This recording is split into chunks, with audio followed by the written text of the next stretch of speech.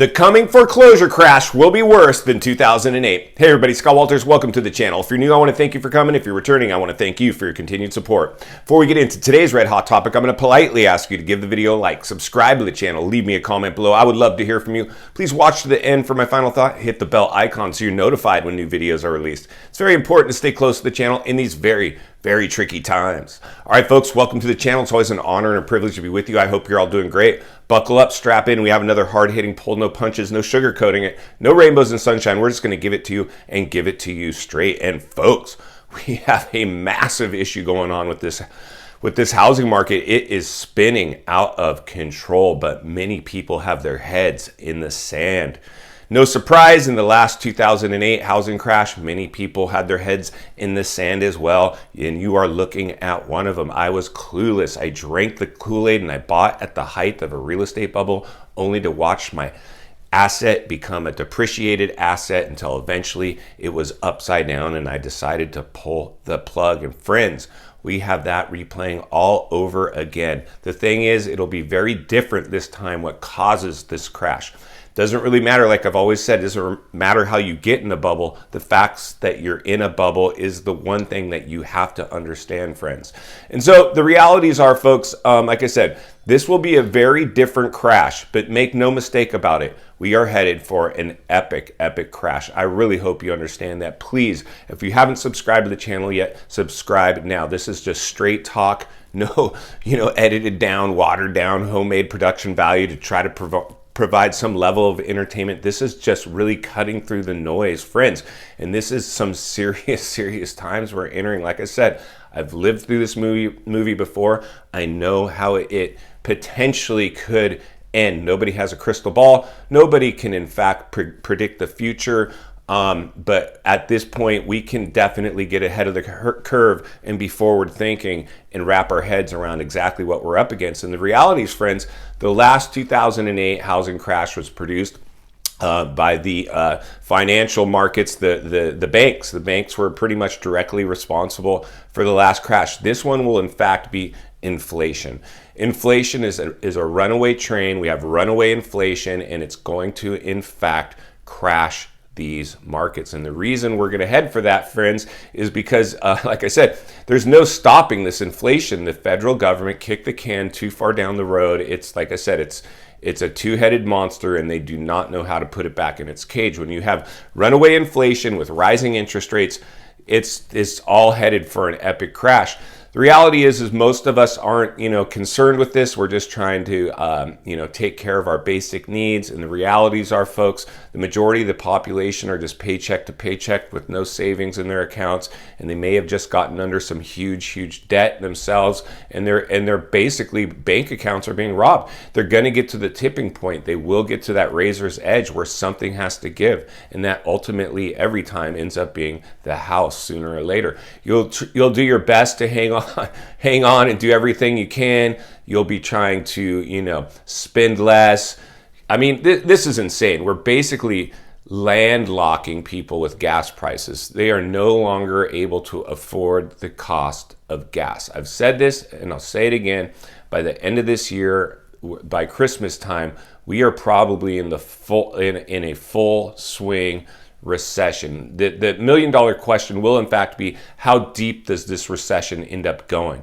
When you look at the 100-year cycles of depressionary levels of recessions, that is mathematically alive. And like I've said before, we've produced the perfect storm to actually deliver a depression. I think we're gonna see it. It will, if it doesn't, like I said, by the end of the year, Christmas will be in the full swings of a recession. It will be dominating mainstream media, and people will start to panic and they will start recessing and shrinking back. But the reality is, I really believe that the catastrophic one in this one will in fact be inflation. Is just a runaway train. And, we're going to have to spend more for our basic needs, and we're going to try to cut things out. It's going to be throwing stuff overboard, trying to get light, all to try to hang on to your house. And like I said before, I believe we're going to get into epidemic levels of a foreclosure crisis.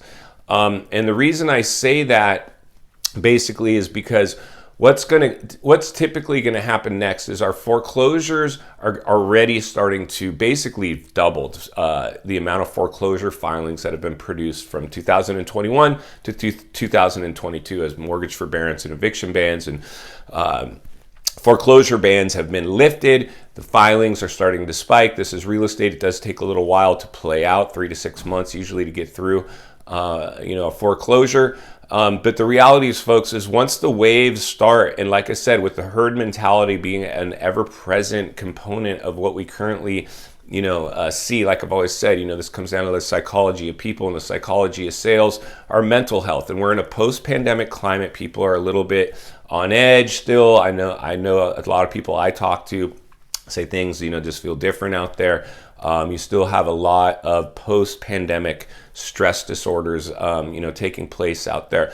And the equilibrium of our society is just off, and people now are starting to understand that the recession is in fact almost guaranteed. I mean, it is already a recession for all intents and purposes because the cost of living has gone up so much. So now it becomes a ticking time bomb in terms of how long will it take before people burn through their life support measures, whether it's credit cards, their savings, reducing the amount of food they eat, their basic necessities, to the point where ultimately they have to give and the banks will come knocking at the doors.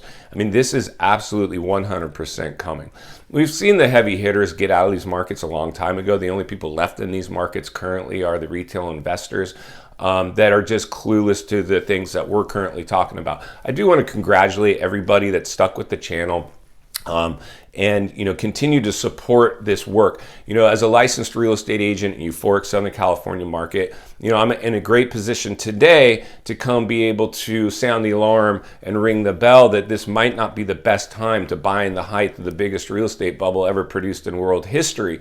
And when I say that, that's pretty much the majority of people. Like I said, there's a lot of people out there that maybe have the financial wherewithal or cash reserves to go ahead and buy something right now because they have, like I said, cash reserves, or they're insulated themselves. They're not sticking their neck too far out. You never want to put your eggs all in one basket, but the reality is what we saw, folks, is FOMO completely take over this market. It detached itself from all basic fundamentals that typically support a healthy market. Inflation now is the hidden tax, and it's going to basically squash it's pretty much going to squash the economy. We will, in fact, see another 2008 style collapse, but this one's probably going to reach a little deeper only because the bubble grew a little bigger in this one. And because, like we said, when you overstimulate an economy, when we're trillions of dollars in debt, there's no way for the government to ever repay that debt. The only way out of this is to continue to print money. But the reality is they're just delaying the inevitable. They're trying to, for whatever reason, manipulate these markets to keep the rich rich and squash the middle and lower class as they do it, because everybody's in everybody else's pocket right now. Politicians, people have been paid off since the beginning of time to try to, for whatever reason, so our goal is always get out of the problem and in the solution. So, in final thoughts today, folks, I just really wanted to continue to sound the alarm and ring the bell and let you know there are things that you can do right now to brace for impact. The number one thing will be, in fact, don't live beyond your means. That has never been a smart thing. Rich people didn't get rich by living beyond their means. They got rich by living below their means. Unfortunately, today, most of us judge our insides by other people's outsides. We think that if we had these things that the rich people have, then we would be happy too, but we don't want to work in order to get those or be patient to find those. Right now, the level-headed realist will prevail.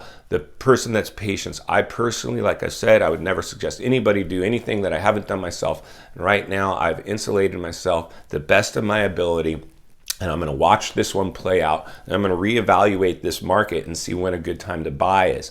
You'll never time the bottom of the real estate market, but you definitely can time the top, and that has happened, and you are living in it. If you appreciate the content, I want to humbly ask you to give the video a like, subscribe to the channel, and leave me a comment below. I would love to hear from you. Social media links are in the description of the video if you'd like more access to me, along with other channels I've appeared on I think you would enjoy.